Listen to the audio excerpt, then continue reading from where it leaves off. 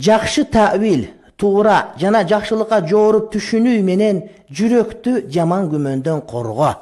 Мына жанагы ачык садака берип, садака бергендерди чогултуп, ошолорго бир жардам берип аткандар. Пайгамбар алейхиссалам айтат: "Аддалу алал хайри кафаилихи", жакшылыкка далалат кылуучу, жакшылыкты уюштуруп, ошого менеджер болуучу адамдар дагы ошол жакшылыкты кылган адамдардын сообун алат. Эгерде сиз уюштурсаңыз, ал эми башка бир аткара турган болсо, ошол уюштурган аркылуу аткарган адамдардын дагы сообун алдыңыз деген сөз болот. Эми ошондой адамдарга, урматтуу бир туугандар, биз жардам беришибиз керек. Жакшы күмөн кылышыбыз керек. Адамдардын сен рия, сен кожо көрсүн, эл көрсүн кылып атасың, жөн эле кыла бербейсиңби деген негатив сүйлөгөндүн өзү негатив. Ошол туура эмес. Биз адамдардын кылган эткендигине жакшы күмөн кыла албасак, ошолор жакшы деп ойлой албасак, анда бул жакшы эмес. Тасаввуфтун алымдары айтышат: "Вахмил калба", жүрөгүңдү сакта. Эмнеден? Ан су'и-занни, жаман күмөндөн. Адамдарга жаман күмөн кылба.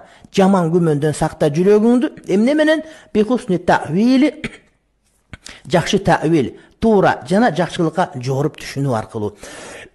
Ар бир кылган ишти жакшылыкка жоорой турган бар болсо, демек ошону менен жүрөгүңдү сактап каласың ар кандай күнөөлөрдөн. Эгерде бирөө менен кетип атса, сөзсүз түрдө көчөдө бир никеси жок аял дебестен, эжеси менен, апасы менен, карындашы менен, кызы менен кетип атат деп түшүнүш керек. Эгерде бирөө ачык садака берип аткан болсо, сен кожо көрсүн кылып атасың дебестен, аны жакшы жакка буйруп, ошол досторума да айтсам укпады, эми ошентип кылсам, кылганымды көрүп аткарабы экен деген маселе. Пайгамбарыбыз алейхиссалам кайсы бир Худайбия сулх келишиминде сахабалар чачыңарды алдыргыла дегенде, сахабалар Меккеге киребиз дейт. Умрага барып, анан кире албай калып, эми бир адам умрага барып жол тосулуп калса, мисалы үчүн коронавирус болуп, башка болуп, чек арадан киргизбей жолдон умрага кетип аткан болсо, ихрамын кийип алса, ихрамын чачын алып, курбандыгын чалып, кайра кайта берет, кийинки жылы барышат. Эми ушундай маалы менен Меккеде эле тосулуп турат. Мына быйыл дагы ошол азыр умра тосулуп тургандай кеп, урматтуу бир тууганым.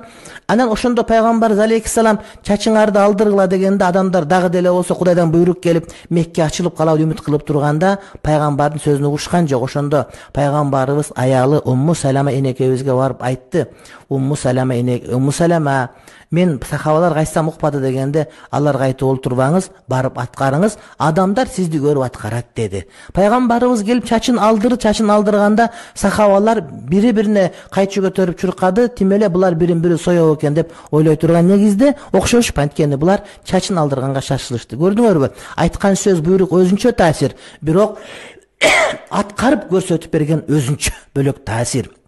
Адамдар ээрчит. Демек садака берип, жакшылык кылып атканда, адамдарга айтып, ким берип аткан отчетун берип, адамдарга көрсөтүп аткандын өзүндө адамдардын жүрөгүнө бөлөкчө таасири бар. Ошондуктан келгиле, ниетибиз дагы бир оңдоп, интернетке жазарда, башкаларга сүйлөрдө этиет болуп, жүрөгүбүздү гыйбаттан, арамдан сактаганга колдон келишинче аракет кылалы.